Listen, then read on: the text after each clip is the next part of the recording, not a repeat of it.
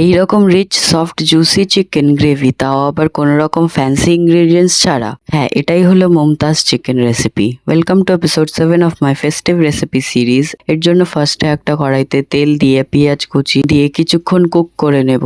এবারে টমেটো আর কাঁচা লঙ্কাও দিয়ে বেশ কিছুক্ষণ কুক করে নেব, যতক্ষণ না সবকিছু সফট হয়ে যায়।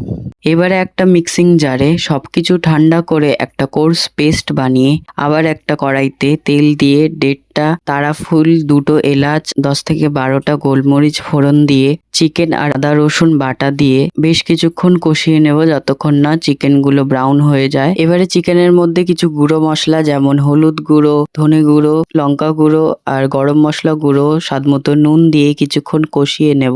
এবারে পেঁয়াজ টমেটোর পেস্ট দিয়ে পরিমাণ মতো জল দিয়ে কিছুক্ষণ কষিয়ে ফ্যাটানো টক দই দিয়ে আরো অল্প জল দিয়ে ঢাকা দিয়ে কুক করব until the chicken is fully cook. এবার একটা প্যানে ঘি গরম করে তাতে কসুরি মেথি, কাঁচা লঙ্কা আর লঙ্কা গুঁড়ো দিয়ে চিকেনে দিয়ে মিশিয়ে নিলেই রেডি আমাদের আরো একটা দুর্দান্ত মেইন কোর্স রেসিপি। এর সাথে আমি সার্ভ করেছিলাম খুব সহজে বানানো পোলাও। আর হ্যাঁ, লাইক না করে যাবে না কিন্তু।